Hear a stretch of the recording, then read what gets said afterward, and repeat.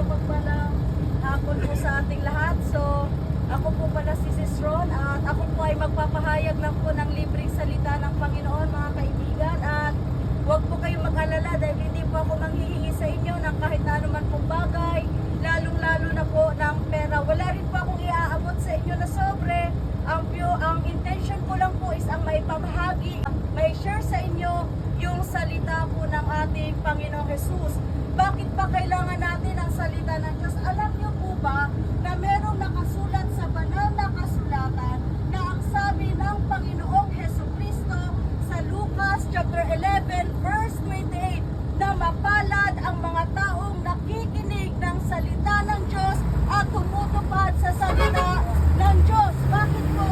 Kasi sabi sa Mateo chapter 4 verse 4 na hindi lamang sa tinapay nabubuhay ang tao, kundi sa bawat salitang nagmumula sa bibig ng Diyos. Mga kaibigan, alam niyo po ba na hindi lang pampisikal na pagkain ang kailangan natin para mabuhay? Hindi lang tayo nabubuo sa isang laman o katawan. Meron po tayong espiritu, meron tayong kaluluwa. Kaya sinasabi ng Panginoong Jesus na hindi lamang sa tinapay nabubuhay ang tao, kundi sa bawat salitang nagmumula sa bibig ng Diyos. Ang salita ng Diyos ay pagkain po ng ating mga kaluluwa. Ito yung tumutulong sa atin para hindi tayo agad magkakasala sa Panginoon at hindi tayo mawawala ng pag-asa. Mga minamahal kong kaibigan, alam niyo po ba na ang buhay na wala sa Panginoon ay isang buhay na walang kabuluhan? Ang isang buhay na hindi nakakonekta sa Diyos at ang isang buhay na hindi ipinapagamit sa Diyos ay isang buhay na walang saysay. Alam niyo po kung bakit? Sapagkat sinasabi po ng Panginoong Jesus sa Juan chapter 15 verse 5 na kung kayo'y hiwalay sa akin, wala kayong magagawa. Sabi ni Jesus, apart from me, hindi niya sinabing apart from the world, apart from money, apart from material things, or apart sa mga mahal mo sa buhay.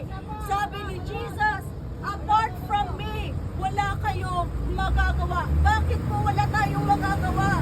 Kung hiwalay sa Panginoong Jesucristo ang isang tao, dapat po nating malaman na ang buhay natin, ang lakas natin, ang mga hininga natin at yung pag-asa, maging yung kaligtasan ng ating mga kaluluwa at buhay na walang hanggan kay Kristo lang matatagpuan. Kaya mga minamahal kong mga kaibigan, wag lang po puro hanap buhay ang hanapin natin. Hanapin din natin ang pinagmumula ng buhay at yung nagbibigay ng buhay sa bawat isa sa atin dito. Mga minamahal, kung gusto po nating makilala pa ang Diyos, kung gusto po nating ma-reconcile, makipag-isa po tayo sa Panginoong Jesucristo, hanggat may oras pa, hanggat buhay pa tayo, malakas pa tayo, magsisi na tayo sa ating mga kasalanan at yung mga natitira nating oras, panahon at buhay sa mundong ito ay ibigay na natin sa Panginoon. Pagsisihan na natin ang ating mga masasamang ginagawa, magbalik loob na tayo sa Diyos sapagkat hindi po natin alam kung ano ang magaganap sa araw ng mamaya, maging sa bukas at sa mga susunod na mga araw. Alam niyo po, hindi po porkit ngayong araw na ito malakas tayo, buhay tayo, ay ganoon din mamaya, bukas at sa mga susunod na araw. Hindi po natin alam kung bukas buhay pa tayo. Baari ngayong buhay ka, pero ang araw ng bukas, walang alam, walang nakakaalam kung ano ang pwedeng maganap. Kaya today is the day of salvation. Ngayon po ang araw ng kaligtasan ng ating mga kaluluwa. Mahal po tayo ng Diyos. 2,000 years ago, naparito ang Panginoong Jesucristo upang mamatay sa krus ng Kalbaryo. Namatay siya sa ating lahat, para sa ating lahat. Mapabata, matanda, dalaga, binata, may pinag-aralan, walang pinag-aralan, mayaman, mahirap. Namatay ang Panginoong Jesucristo sa krus na iyon para iligtas tayo sa tiyak na kapahamakan. At alam niyo po ba na pagdating mundong ito, meron pang buhay sa kabilang buhay. At yun ang dapat nating paghandaan. Marami po sa atin dito ang inaakala po natin na pag namatay na ang isang tao, yun na yung dead end ng buhay niya. Ibig sabihin, yun na yung katapusan. Wala nang iba. Pero wag niyo pong kakalimutan na ang Diyos po ay buhay. At sinasabi po ng Panginoon mismo sa Hebreo chapter 9 verse 27, for it is appointed unto man once to die, and after that is judgment. Sabi po doon, itinakda na minsan lamang mamatay ang isang tao at pagkatapos doon ay ang paghuhukom. So malinaw na after nating mamatay sa mundong ito ay meron pang buhay sa kabilang buhay. Haharap pa tayo sa Diyos, hahatulan tayo ng Diyos ayon sa ating mga ginawa. Ngayon, pagdating sa kabilang buhay, meron pong dalawang lugar ang pwedeng patutunguhan ng bawat isa sa atin. Ito yung dalawang pangwalang hanggang lugar. At alam ko po, yung iba sa atin dito, alam na kung ano yon. Alam po natin kung ano yung dalawang lugar na yon na walang katapusan. Yun po ay ang langit at impyerno. Ngayon, marami po sa atin dito, gusto nating mapabilang sa kaharian ng Diyos. Di ba po? Wala naman po dito gustong mapunta sa nagliliyab na apoy sa impyerno. Gusto natin sa langit tayo mapunta kasi sa langit wala nang sakit doon, wala nang kamatayan, wala nang kalungkutan, wala nang sakit at karamdaman. Kaya ang lahat ng tao, nais natin na sa langit tayo mapupunta.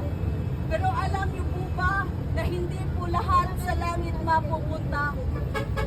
Sabi po sa Mateo chapter 7 verse 21, hindi lahat ng tumatawag sa akin, Panginoon, Panginoon ay makakapasok sa kaharian ng langit. Alam niyo po kung sino lang ang magkakaroon ng bahagi sa kaharian ng Diyos?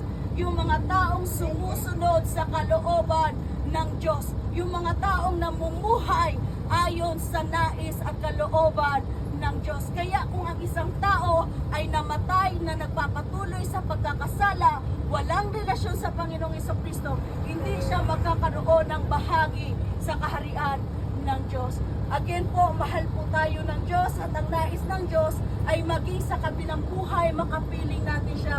Subalit kung hindi po natin pagsisisihan ang ating mga masasabang ginagawa, wala po tayong bahagi sa kaharian ng Diyos. Kasi yun po ang nakasulat sa banal na kasulatan, mga kaibigan. Sa 1 Corinthians, unang Korinto, chapter 6, verse 9 to 10. Ang sabi po doon, hindi ba ninyo alam na ang mga makasalanan ay walang bahagi sa kaharian ng Diyos? Kaya mga kapatid, hanggat may oras pa, hanggat may panahon pa, malakas pa tayo, may hininga pa tayo, manumbalik na tayo sa Panginoon. Wala pong sayang, no? Wala pong sayang na buhay kung ipapagamit natin ito sa nagbibigay sa atin, sa lumikha sa atin ang Diyos. So nais ko lang pong i-share sa inyo yung naging buhay ko noong wala pa ako sa Panginoon. Nung hindi pa po ako naglilingkod sa Panginoon, magulo din po ang buhay ko. Nagkaroon po ako ng mga masasamang barkada, natuto akong mag-drugs. Then, marami pong nangyari sa akin hindi maganda. Ako rin po ay biktima ng rape, yan. So, yun pang nangyari sa buhay ko. Palabisyo ako, palamura ako. So, talaga pong magulo yung buhay ko noong wala pa sa Panginoon.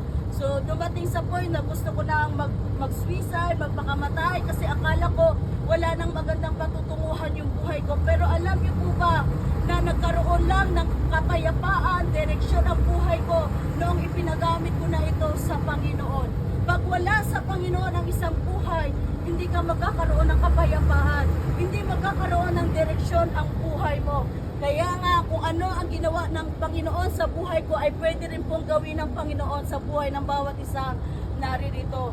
So, ang kailangan lang natin gawin, tanggapin natin si Kristo sa buhay natin, pagsisihan natin ang ating mga kasalanan, aminin natin sa Diyos na tayo ay nagkasala at tatanggapin tayo ng Diyos. So, bago po ako umupo sa aking upuan, nais ko lang po mag-iwan ng isang maikling panalangin po para sa ating lahat, lalo na po sa biyahe natin ngayon. So let us pray.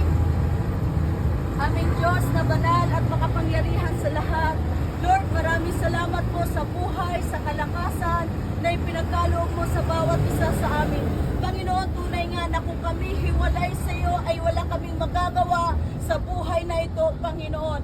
Sa iyo lang po matatagpuan ang kapayapaan, ang kaligtasan, ang kagalakan at ang buhay na walang hanggan. Panginoon, panalangin ko po Lord yung nahasik na magandang balita sa mga kapatid na nandito ngayon, mga kaibigan Lord.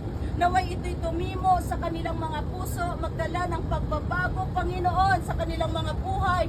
Magkaroon ito ng kapangyarihan, Lord, sa buhay ng bawat isa, Panginoon. Tulungan mo po kami, O Diyos, na sa aming pananatili sa mundong ito, Panginoon, ay magkaroon kami ng tunay na relasyon sa iyo. Tulungan mo kami na masunod namin ang iyong kalooban. Ingatan mo rin po, Lord, ang aming biyahe. Naway ang bawat isa sa amin, O God, ay makarating ng matiwasay sa aming mga pupuntahan. Sa iyo ko po'y pinagkakatiwala ang aming driver, Panginoon, ang sasakyang ito at ang buhay ng bawat isang naririto. Ito ang aking samo at panalangin na may kasamang pagpapasalamat sa pangalan ng aming Panginoong Hesukristo, aming Panginoon at tagapagligtas. Amen and amen. God bless po sa ating lahat. God bless, friend.